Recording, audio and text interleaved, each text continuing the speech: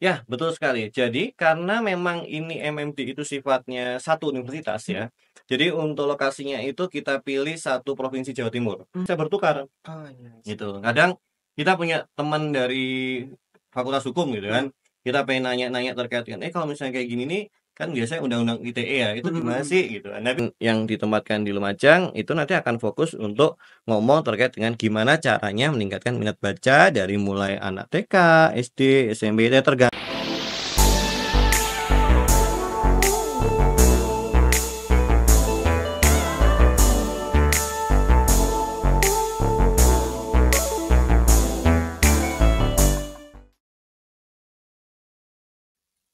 Vokasiin Podcast kembali lagi di Vokasiin Podcast bersama saya Hansen, dan bersama saya kali ini ada seorang dosen yang sangat spesial dari Fakultas Vokasi. Boleh Bapak perkenalkan dirinya dulu? Halo, nama saya, eee, Erlangga Setiawan, saya biasa dipanggil Pak Angga, saya dari Fakultas Vokasi Manajemen Perhotelan. Salam kenal semuanya.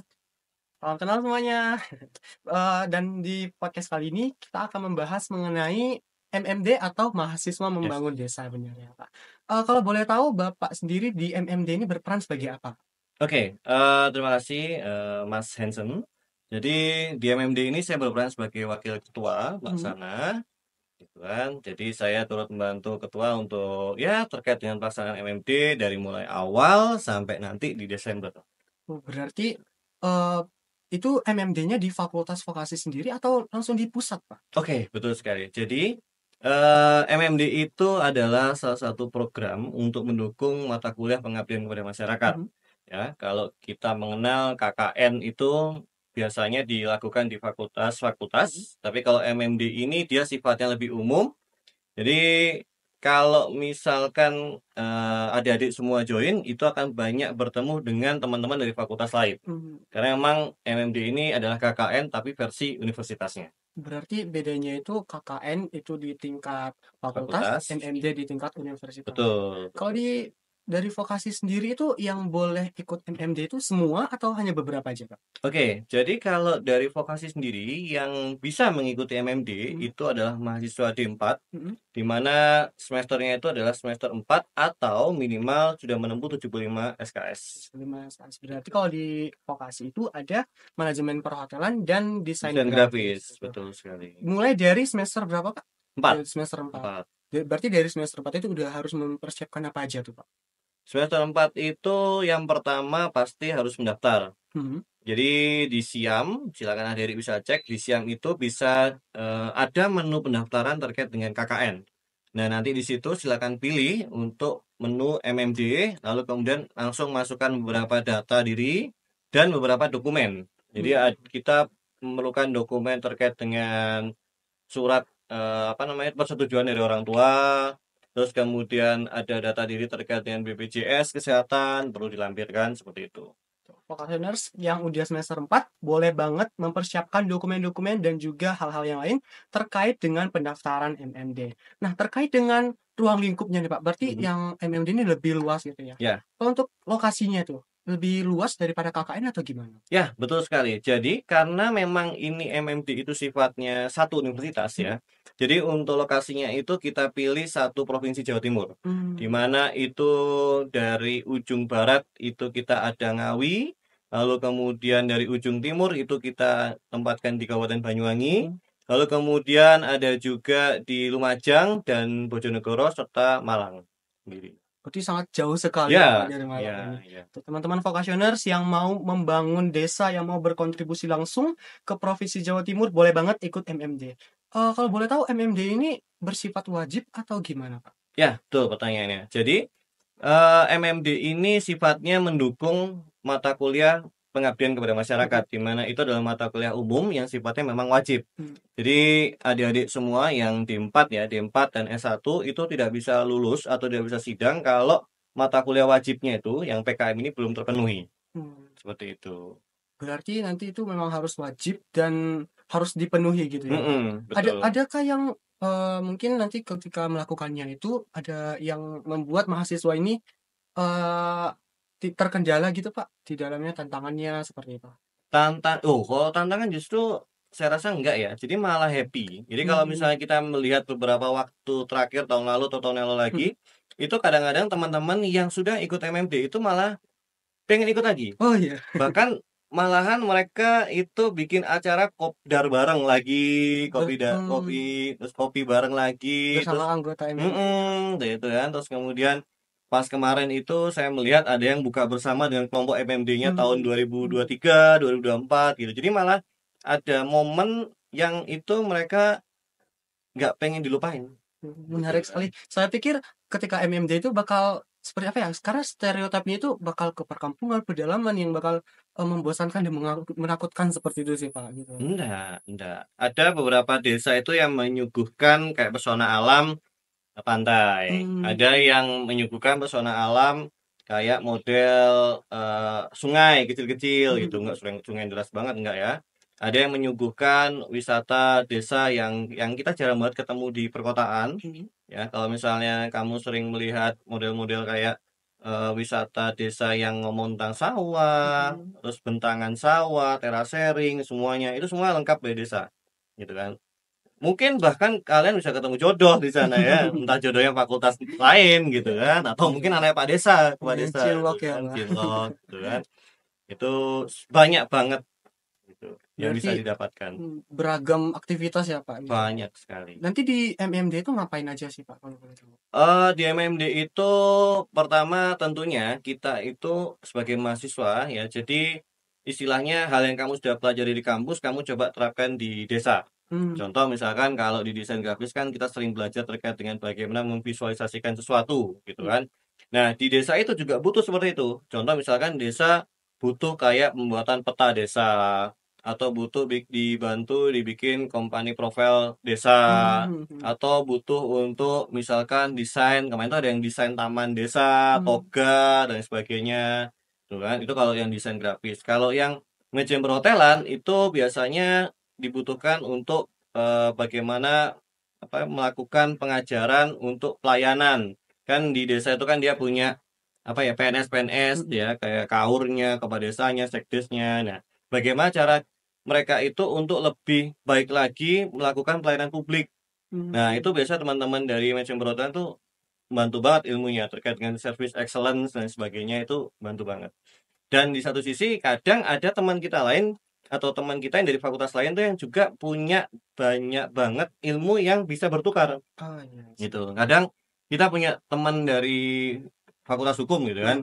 Kita pengen nanya-nanya terkait dengan kalau misalnya kayak gini nih kan biasanya undang-undang ITE ya, itu gimana sih gitu kan. Nah, biasanya mereka dalam satu tempat asramanya itu saling bertukar ilmu gitu. Nah, itu juga asiknya gitu. Jadi kita kayak merdeka belajar banget lah bahasanya. Berarti bukan hanya sebatas mahasiswa ke desa, desa ke mahasiswa, tetapi di dalam mahasiswanya itu pun bisa saling menguntungkan gitu ya, Betul, Pak. betul Keren sekali. sekali sih. Iya. Kalau untuk yang tadi ya, semester 4 berarti dia durasinya itu berapa, Pak? Berapa lama? Kalau MMD itu ngikuti KKN ya. Jadi Mhm. KKN itu kan harus 190 jam, di mana kalau kita kalkulasi itu sekitar sebulan. Asumsinya Sebulan. Sabtu Minggu kalian bisa liburan di desa, mau ngapain terserah ya, gitu kan. Jadi sebulan itu ditempatkan di desa dan ya beraktivitas di sana. Berarti nanti setelah mengikuti KKN itu, SKS yang harusnya di perkuliahan itu 1 bulan itu dikonversikan seperti itu, Pak? Ya, konversinya untuk mata kuliah PKM itu adalah 4 SKS, ya tadi setara memang 190 jam. 190 jam.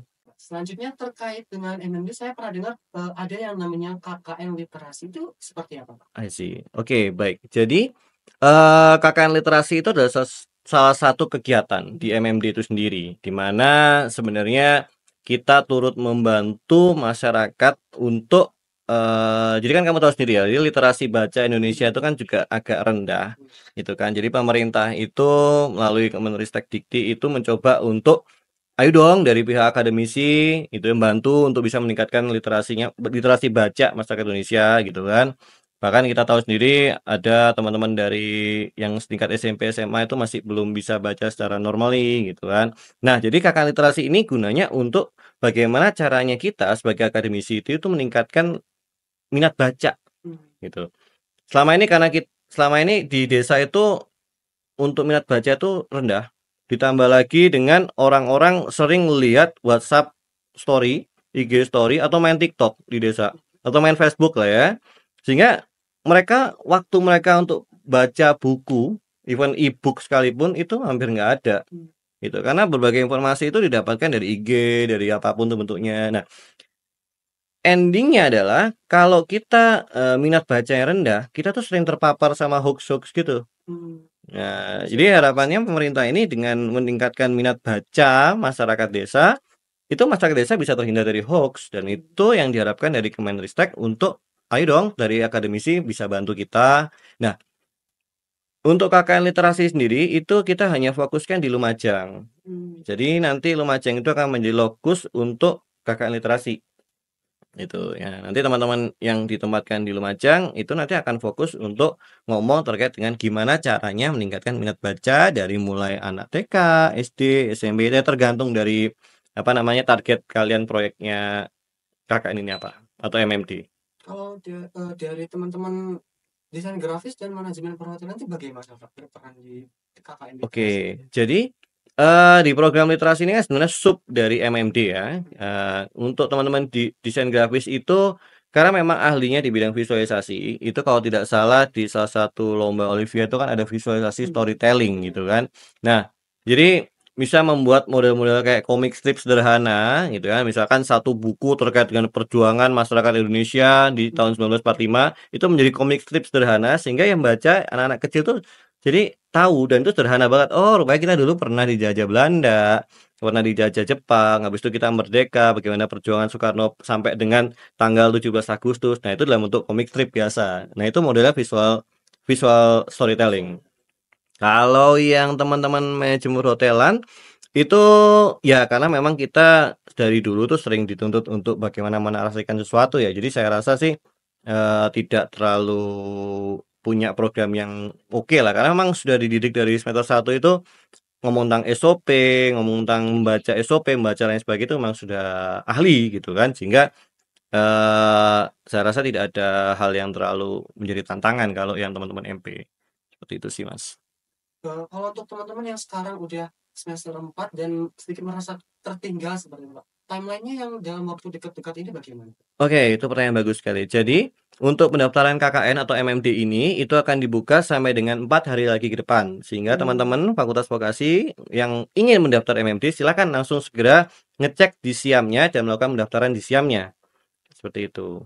Kalau udah daftar, itu nanti ada memilih desa atau kelompok nggak ya Pak? Atau dipilihkan langsung dari universitas? Oke, jadi kalau nanti pada saat pendaftaran di SIAM, itu nanti adik-adik bisa melakukan pemilihan desanya. Tapi kita cuma memilihkan kayak kabupatennya mau apa. Kabupaten Malang kah, Banyuwangi, Lumajang, Bojonegoro, atau Ngawi gitu kan. Nah, di situ bisa milih kabupatennya saja. Tapi kalau desanya enggak gitu kan. Jadi cuma bisa milih kabupaten, rencana mau ditempatkan di mana. Nah, terkait dengan pengelompokan, terkait dengan seleksi, nanti juga ada seleksi. Itu nanti kami ada tim panitia seleksinya sendiri ya. Jadi setelah ada melakukan pendaftaran, nanti kami akan lihat bagaimana motivasinya dan sebagainya. Ya harapan kami sih yang nanti ditempatkan di desa-desa ini adalah apa namanya? Student-student terbaik kita atau mahasiswa-mahasiswa terbaik kita gitu kan, yang punya ambisi, yang punya tekad, punya idealis untuk bangun desa gitu sih. Nah, berkaitan dengan seleksi, jangan takut. Jadi untuk kans atau kesempatan mengikuti MMD ini sangat amat besar sekali ya. Jadi memang kita mengalokasikan 1.000 mahasiswa dan tentunya 1.000 mahasiswa ini itu sangat banyak. Jadi jangan khawatir untuk Pak kalau misalnya saya nanti sudah masuk ke MMD terus kemudian saya apa namanya nggak kepilih gimana gitu kan. Jadi jangan takut, insya Allah untuk kansnya untuk terpilih menjadi mahasiswa MMD itu gede banget. Oh, SOP-nya untuk kalau tidak terpilih itu bagaimana ya? SOP kalau tidak terpilih itu jadi seperti ini. Misalkan dari seleksi ya, terus teman-teman ini rupanya tidak termasuk dalam timnya nanti yang ikut MMD. Itu nanti teman-teman bisa mengambil KKN lagi, ya KKN fakultas. Kita akan buka KKN fakultas itu di bulan Januari. Jadi untuk pemenuhan mata kuliah PKM itu kita akan buka KKN kayaknya setiap kalau fakultas itu setahun sekali, kalau MMD setahun sekali. Jadi rentangnya itu kayaknya setiap semester itu ada untuk KKN atau MMD. Jadi jangan khawatir. Bedanya Kalau KKN fakultas ya kamu kayak ketemu teman kelasmu sendiri gitu aja sih ya. Tapi kalau MMD kamu akan ketemu banyak orang ya dari berbagai macam fakultas. Misalnya ada kamu akan ketemu fakultas atau mahasiswa dari fakultas yang dia itu suka keras ngomongnya ya kan, yang suka menggebu-gebu, atau ada yang dia itu orangnya bendahara banget dari ekonomi gitu kan.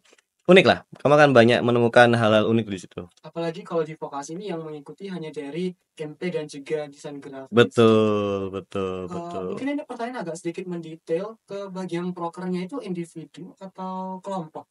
Oke, untuk prokernya itu nanti individu ya. Jadi nanti satu individu akan merencanakan proker sendiri-sendiri, tapi juga mungkin ada grand prokernya.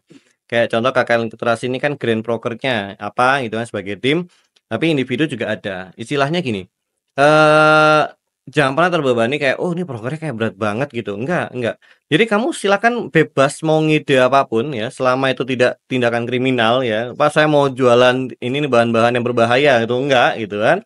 Ngide apapun bebas silakan gitu kan. Dan itu insya Allah kalau misalnya memang dari minatmu itu pengen banget terus disesuaikan dengan kebutuhan desa ya pasti akan di-ACC sama desa. Berarti itu prokernya harus dipersiapkan untuk individu dan juga untuk kelompok gitu ya. Ya. Itu pun nanti harus diajukan untuk peng-ACC-an kepada desa. Desa dan dosen pembimbing lapang. Desa Gitu. dan juga pembimbing lapangan. Untuk Ya. prokernya itu harus disiapkan dari sebelum pendaftaran atau setelah pendaftaran saja? Setelah pendaftaran. Jadi nanti setelah pendaftaran Anda akan diseleksi terus diumumkan, lalu kemudian nanti akan ada pembekalan. Jadi setelah pembekalan maksudnya paralel lah. Sambil pembekalan nanti kalian menyusun proker masing-masing ya. Terus kemudian nanti kalian ajukan ke desa dan ajukan ke DPL, di ACC jalan. Gitu. Jadi untuk MMD sendiri deadline-nya adalah 4 hari lagi dan KKN fakultas adalah di bulan 1 tahun 2026. Teman-teman vokasioners yang udah memenuhi SKS dan juga semester boleh banget mempersiapkan MMD yang deadline-nya 4 hari lagi dan juga KKN fakultas di bulan 1 tahun 2026. Mungkin cukup sekian dari Vokasi Podcast dan juga Kang Angga Setiawan. Terima kasih Bapak sudah hadir di podcast hari ini mengenai MMD tahun 2025. See you all. Jangan lupa join MMD.